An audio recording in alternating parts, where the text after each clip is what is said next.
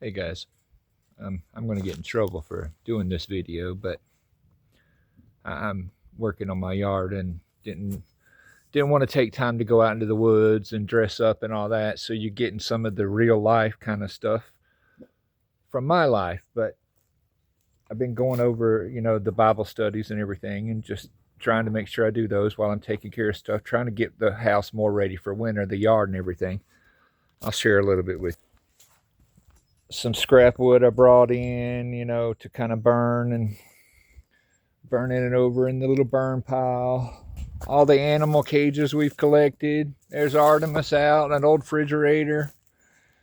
There's a project I'm trying to work on. A couch for the dogs to lay on, but need to haul it off. Anyway, yeah, so as you can see, I got plenty of stuff to be working on and trying to clean up. But it doesn't mean it's not important to stop and share things with each other. And that's what brings me to why I wanted to share this one is, a lot of times we try to just rely on ourselves, but if you're like me, you get very disappointed when you've been relying on others and everything, and you're just let down by so many people and everything.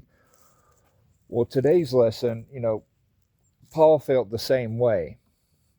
It's the abandoned apostle, and the lesson is when people fail each other, and it'll be in 2 Timothy 4:19.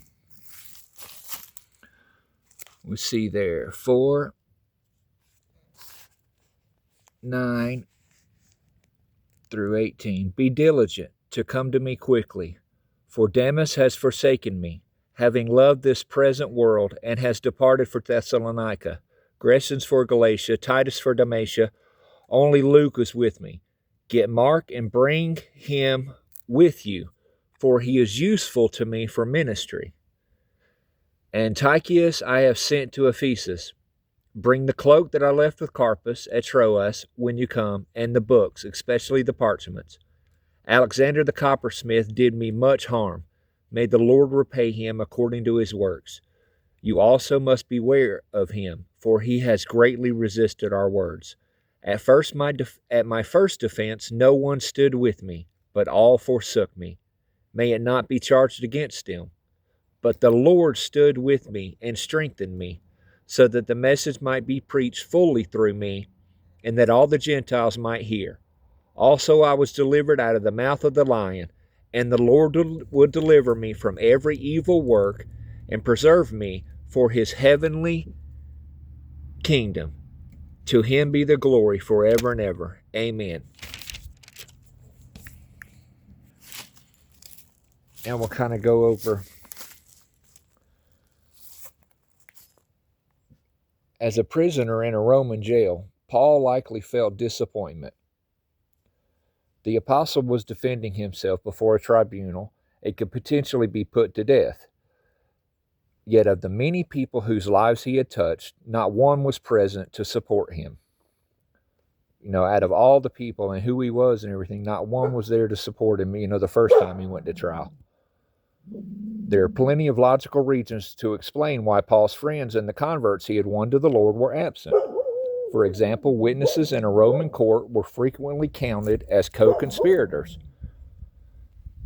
If you stood up and said what the people in the court didn't like, they would just charge you with them, and shared the fate of the accused. But perhaps there was also a more subtle cause to which many modern believers can relate. When Paul's loved ones looked at him, they saw a spiritual giant whose faith could withstand any challenge. They may have thought to themselves, he doesn't need my help or support. And, we do that a lot of times in the church is, you see somebody church member, they ask for prayer, this, that, and the other, and we'll say a prayer for them and everything. And we kind of think that that's all they really need. They just need us to pray for them,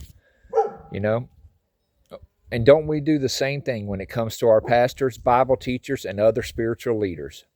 We judge the depth of someone else's faith and take for granted that such a mature Christian can face whatever lies ahead without our aid. We're just, they'll be fine. They don't need my help. They're so much more better than I am. They live their life way better, make more money, all these things. Why do they need my help? Paul knew that God would take care of him. And, we think that thing, we're in the same time, yeah, God will take care of it. It's okay. Yeah, that's true. God will take care of every one of us.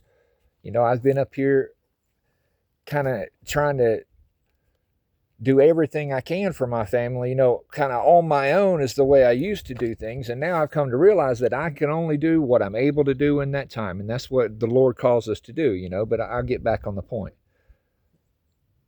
Paul knew that God would take care of him, but he still desired a friend's touch, words of encouragement, and the physical presence of loved ones. That's why believers are called to minister to each other. Going back, he still appreciated physical reminders, as it says there. I think it changed pages on me for sure. He says, be diligent, come to me quickly. And he talks about the people that have forsaken him. And, bring Mark with him. He is useful. I need his help. Beware of people who did him wrong. The coppersmith did me much harm. So even he had to talk about and warn others about the troubles he faced and everything. At my first offense, no one stood with me. And the Lord stood with me. But he tells them up here, get Mark, bring him, and the letters and the parchment in his cloak, He needed those physical reminders, his cloak, that's just to keep him warm, that touch of home, your favorite jacket and everything. He wanted the letters that the people had written him for support, like being in prison. That's one of the most important things to you when you're in jail and everything. And although Paul knew that the Lord was going to take care of him, he still needed the presence of loved ones and everything, and comforts to help him along. He had been through it one time, knew that the Lord would take care of him, but he didn't want to go through it alone a second time. He needed the comfort of those around him. And that's why as believers, we are called to minister to each other. 1 Thessalonians 5:11.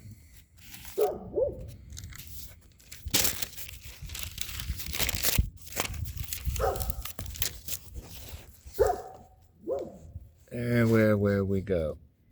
Therefore comfort each other and edify one another, just as you also are doing. So, care of each other then, but comfort each other, edify one another. Edify is to kind of help be there for them, support them, help lift them up, build them up. And, I'm coming to realize that a little more as I get a little older and everything, and more, you need a network, and it's important for us as Christians to be there for one another. Even if you think you don't have much to offer, at least you can offer, love, support, just encouraging words, comfort, edification. I hope you enjoy this lesson. I may try to do a short. We got like 1,000 views on the short I did on one of the other lessons. It's not about the numbers, it's about the message. But it is comforting to know that, the word is getting spread. Thank you guys for sharing, and up to 63 subscribers now and everything. Thank you for helping build this page and working with Christians and with the Lord. It's all on him. I can only do what I can do and what he calls me to do. And I try to share the message as he reveals to me. I don't want it to be coming from me, just about attention being on me. Anyway, it is important for us to love and comfort one another. As a thing in my life, we're dealing with, the stoves going out, washing machines, dryers, things like that. Look, here, he's jealous. So he's going to come. No, don't tear it up, buddy. Yeah, we all got things we have to deal with in life, And as I was shown, sorry guys, by some friends that I've met through the page and through the messages and everything, they were showing us love and support, this week. That's kind of why I'm out working on the yard, cleaning it up. I don't want to be, too embarrassed when somebody comes over and, maybe they have a image in their mind of me or whatever. And I want to live up to what the Lord sees in me, not what I see in myself. I'm not too worried about it and everything, but I also want people to see that life is real. We all have things to work on. We all need help and support from one another. So don't be ashamed to reach out for that help and everything. It's nice, for people to extend that to us, and for us to accept it and everything. A lot of times I just try to push it away and tell them no, because I don't want people seeing my house or whatever. There's all kinds of reasons to be ashamed. But let us not be ashamed of the Lord, and what He's doing in our lives, no matter where we're at. And don't let that stop, let's not let those things stop us from being there for one another and letting people support us, and us supporting them. Thank you guys, and God bless.